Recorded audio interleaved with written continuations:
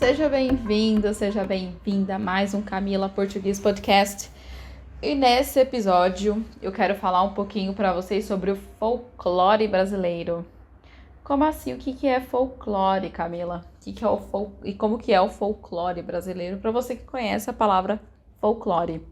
O folclore brasileiro é a junção de lendas, contos, mitos e histórias sobre criaturas e seres fantásticos que habitam o imaginário de povos tradicionais de diversas regiões do país.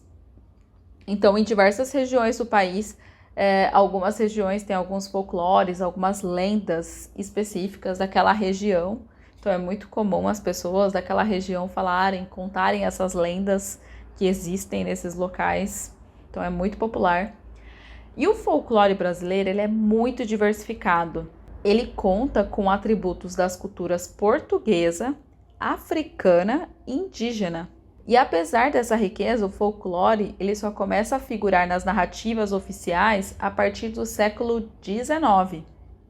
Aí eu vou contar para vocês aqui um pouquinho das lendas brasileiras e alguns dos nossos principais personagens. Eu vou trazer alguns aqui para vocês, só para vocês saberem um pouquinho da história de cada um. Nós temos um autor aqui, brasileiro, que se chama Monteiro Lobato. Nele, nós temos a história do Sítio do Pica-Pau Amarelo, que é uma história muito popular no Brasil. E ele cita vários dos personagens nessa história do Sítio do Pica-Pau Amarelo. Algumas dessas histórias são bem parecidas com outras histórias do mundo inteiro. Eu já vi algumas dessas histórias em filmes produzidos fora. Então, às vezes só muda o nome do personagem, mas algumas histórias são bem parecidas com outras lendas que a gente vê em alguns filmes, ok? Então, a primeira lenda que eu trouxe é da Yara. A Yara, ela é também conhecida como a Mãe d'Água. É uma sereia, ou seja, ela possui o torso de mulher e uma cauda de peixe. Tal qual em outras lendas de sereias, ela é muito bela e seu canto atrai os homens a fim de assassiná-los. Então a gente já viu em alguns filmes sobre sereia que conta essa mesma história, que a sereia ela atrai alguns dos homens, normalmente pescadores, ali que ficam perto do rio ou estão em alguns barcos ou navios. Então esses homens eles são encantados pelo canto da sereia. A segunda história é o Curupira. O Curupira é um protetor implacável da fauna e da flora que persegue e mata todos que a agridem. E ela surge de uma forma de um menino de cabelo vermelho e com os pés virados para trás. Então esse é um dos personagens do nosso folclore brasileiro. Nós temos também a mula sem cabeça. Como assim? O que é mula sem cabeça? A mula sem cabeça é uma mulher que foi amaldiçoada após ter um romance com um padre. E como consequência, ela foi transformada num quadrúpede acéfalo que galopa soltando fogo. Então, ela tem uma forma de cavalo e chamas de fogo na parte da cabeça. Por isso que se chama mula sem cabeça. Temos uma história do lobisomem também.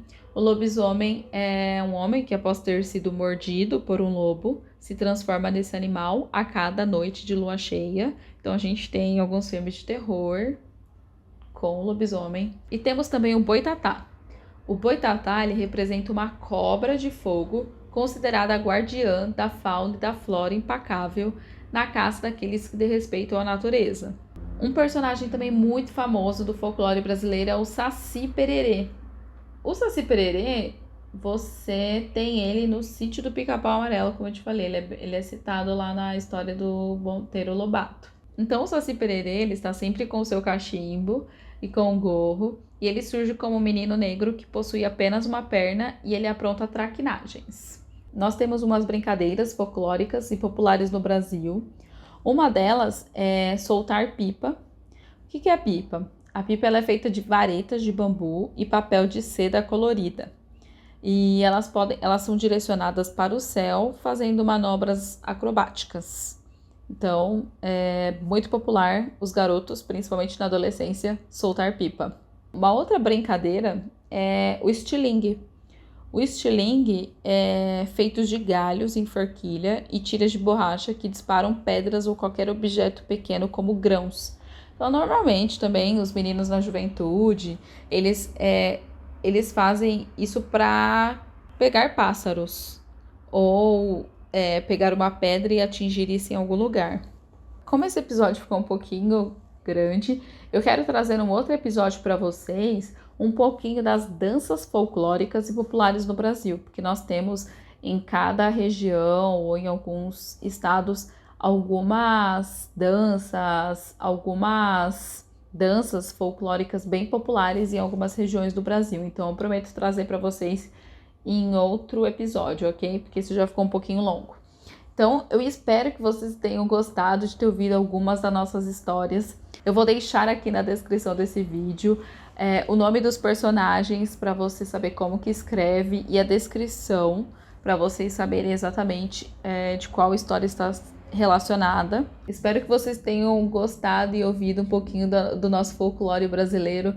Espero que tenha te ajudado. Não sei se vocês têm alguma história parecida no país de vocês. Se vocês tiverem, não deixe de comentar aqui nesse episódio, vocês contarem alguma similaridade nas histórias. Como eu disse, algumas vocês já devem ter visto em filmes. Se você tiver alguma sugestão, não deixe de me enviar. Espero ver vocês no próximo. Obrigada e até mais!